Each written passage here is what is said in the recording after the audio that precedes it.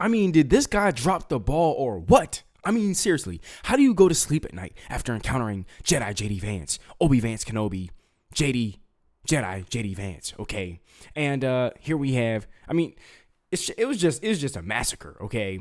You have Temu Tim out here pretending to be the real thing, like he's what we need for America, and he's just not that, okay? We don't need Temu Tim and anything he has to offer, okay? They don't really come with much anyways, other than darkness, death, darkness, and destruction, okay? They come with like the arms of Megatron, ready to obliterate the world, and yeah, no, okay? So shout out to Trump, shout out to Vance 2024, Trump 2024. Comment down below what you guys thought about the debate, okay? I think JD Vance did his thing, and the liberals are trying to play it down, but we know the real. So, as always, welcome to the King Squad. This is the best reaction channel on YouTube. And if nobody told you guys today, you guys are awesome. You guys are the bomb.com. And don't let anybody, and I mean anybody, tell you any different. Okay? Be sure to like, comment, subscribe, share these videos. I appreciate you guys. And let's get right into the video. I will be giving my commentary periodically throughout the video, more so in the back end. So stay tuned for that.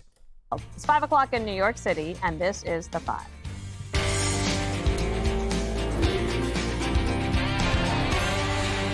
So the Democrats' assistant coach fumbling the ball at the big VP debate, Senator J.D. Vance and Governor Tim Walz striking a more civil tone as they tangled over the big issues facing the country. And it turns out shielding your candidate from media scrutiny is just not the best strategy. Tim Walz only doing a half dozen interviews before the showdown, and it left him a little bit rusty when compared to the battle-tested Vance. Watch. A nearly 80-year-old Donald Trump talking about crowd sizes is not what we need in this moment. Governor Walz just accused Donald Trump of being an agent of chaos. Donald Trump actually delivered stability in the world, and he did it by establishing effective deterrence. People were afraid of stepping out of line. When we start to see that type of fickleness around holding the coalitions together, Donald Trump's fickle leadership. Donald Trump is fickle. If you blame Donald Trump, who has been the vice president for the last 3.5 years? And the answer is your running mate, not mine. Yeah, I sat in that office with those Sandy Hook parents. I've become friends with school shooters. You can't yell fire in a crowded theater. That's the test. That's the Supreme Court test. Tim, fire in a crowded theater. You guys wanted to kick people off of Facebook for saying that toddlers shouldn't wear a mask. Walz has faced credibility issues from stolen valor claims to embellishing his military record. And last night, he stumbled over whether he was in Hong Kong during the Tiananmen Square protest, despite many outlets reporting that he wasn't. Can you explain that discrepancy? My community knows who I am. They saw where I was at. Look, I will be the first to tell you, I have poured my heart into my community. I've tried to do the best I can, but I've not been perfect, and I'm a knucklehead at times. Governor, just to follow up on that, the question was, can you explain the discrepancy? All I said on this is I got there that summer and misspoke on this. So I will just, that's what I've said. So I was in Hong Kong and China during the democracy protest. Governor Walz had I just want to say, this guy literally told on himself through his body language. He had this like really cockeyed stare, and then it's like, you know, then he's lying, he's telling on himself, he's saying, I made some mistakes, and he just looked uncomfortable. We already knew that he told on himself by stating that he was nervous, but man, oh man, did he really just drop the ball during this debate. So, you know, 20 cool points for JD Vance. I mean, honestly, 50 cool points for JD Vance. Entire night to sleep on those comments. His cleanup job wasn't that great. Look, I have my dates wrong. I was in Hong Kong and China in 1989. That move from Hong Kong into China, it was profound for me. That was the summer of democracy. I said it's where I understood how sacred democracy was. All right, Greg Gutfeld, haven't heard from you yet, and looking forward to it. He was unprepared, but why is that his fault? Democrats don't have to be prepared. They're usually operating under the assumption that it's going to be an easier ride for them than if you were a Republican. And he's like, what's up? What's with all this stuff? The media tried to lower expectations for Walz, and they were right to do that now that we see how he did. But they overplayed Vance's unlikability. So you were expecting something that wasn't charming, smart, or steady. So the media actually helped Vance by amplifying his unlikability. The first time you saw Vance was last night after a steady diet of media caricatures. What a shock it must have been. Wow, he's not weird. He's not mean. I mean, this guy came out and just shows you how the media lies to you. The media portrays those outside their bubble falsely. And then when you finally see the reality, then your eyes are open to the things they say. Vance also did something good. He knew this wasn't a political talk show where you try to score points by making statements loudly that will end up being retweeted. He wasn't going for the dopamine. He was going for the depth. And that was his mission. And his mission showed a contrast between steady and unsteady. He showed that a silencer is just as deadly as a shotgun. I think what is really cowardly, though, is the mistake Democrats made by not choosing Shapiro. You know, they might lose Pennsylvania. They definitely lost that debate because they wanted a guy who wasn't a Jew. You know, and now you've got a non-Jew who's frantic, nervous, chaotic, liar. I think this was a real slap in the face to the Harris campaign. No offense to her husband. Judge, I want to get to you after you watch this. This is the liberal media who was forced to praise J.D. Vance. Call for number 4. Walz did seem unsteady. And frankly, what I saw in Walz is somebody who has not faced questions on a national stage since he became the Democratic nominee. In contrast, J.D. Vance was very smooth. I was getting texts from Democrats, panicked, quite frankly, who were saying, wow, he's really moderating himself on a lot of these issues. He's the most likable he has ever been. He seemed at many moments to be reasonable. Walz did not seem prepared for it. I mean, a lot about this debate tonight was weird. There were uncomfortable, cringy moments. There were so many niceties on that debate stage tonight. I am just kind of like, well, if you agree so much with J.D. Vance, why should they vote for you? All right, Judge, take it away. Well, I got to tell you, I mean, it's clear that even they understood that J.D. Vance was solid, he was friendly, he was polite, he was disciplined, and he was the kind of guy that for the first time, and by the way, 88% of the American people said that this was a debate that was civil and that they enjoyed. I mean, that's a wonderful thing. And that's because of J.D. Vance. When they tried to cut him off, and we'll talk about that later, or when Walz lied, he was polite.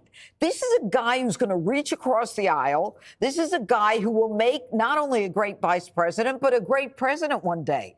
And I don't want to get into a lot of the small stuff, but I got to tell you, I was exhausted watching Walz. I mean, it was like this, that, eyes punched out, turn around, right down. It was almost like he was waiting for the feds to come in and arrest him or something. I was like exhausted. But J.D. Vance, he so impressed me. And I think he impressed everybody. This is a guy who's going to try to solve problems. He didn't fight. He didn't play dirty. I just want to say one more thing about Walz. You know, being a knucklehead doesn't excuse you from being a serial liar.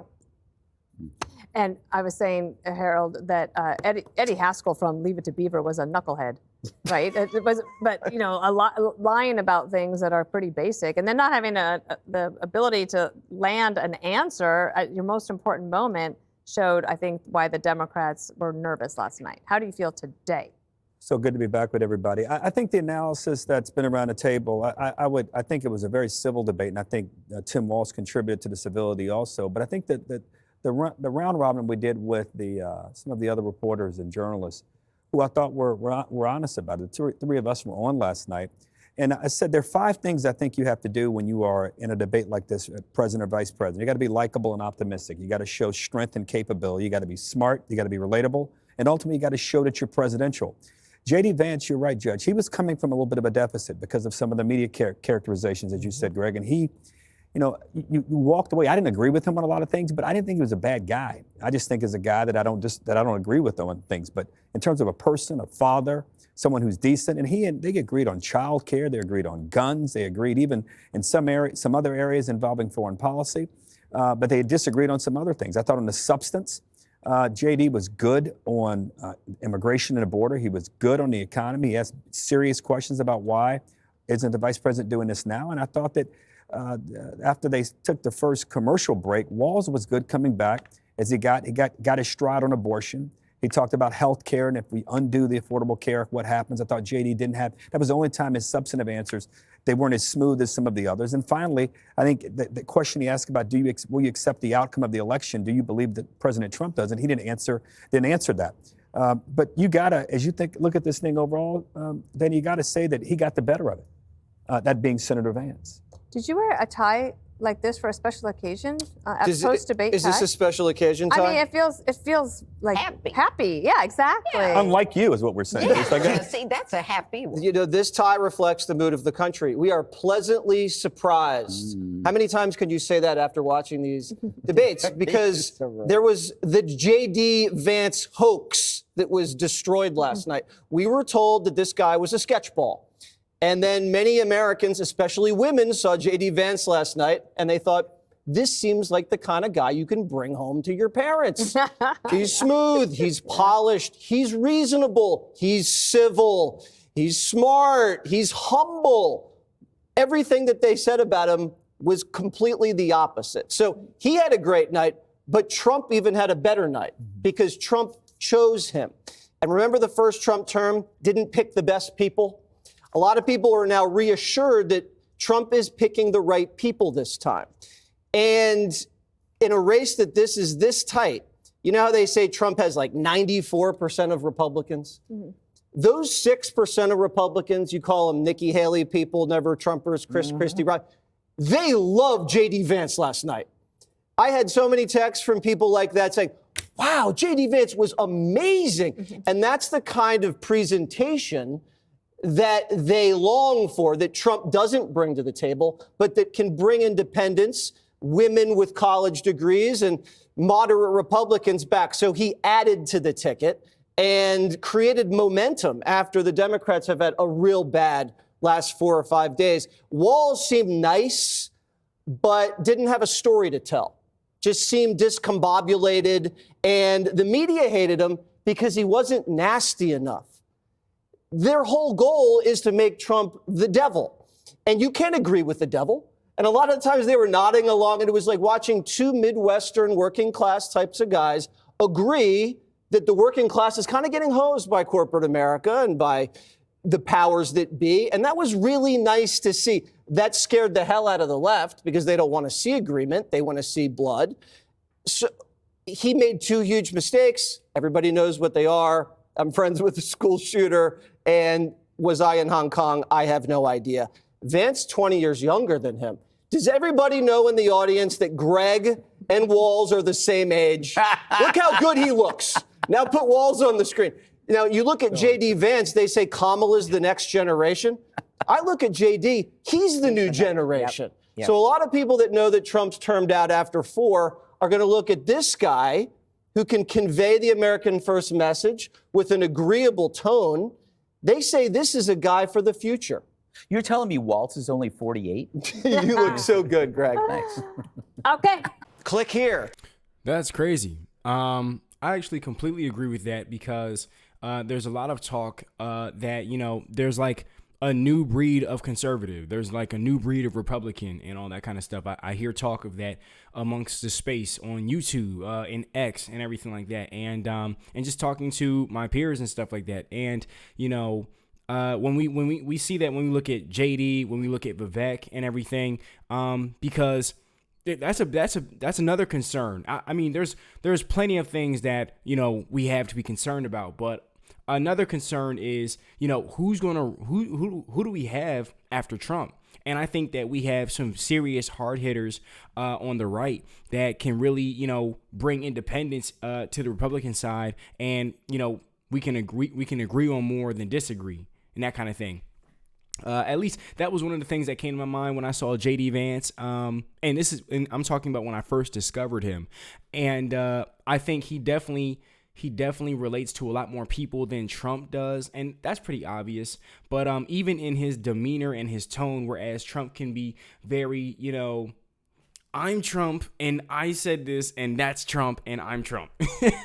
I mean, granted, I actually, you know, I think it's kind of funny, and I do appreciate and admire Trump's boldness, as well as many other things. But I really think that JD definitely brings a much more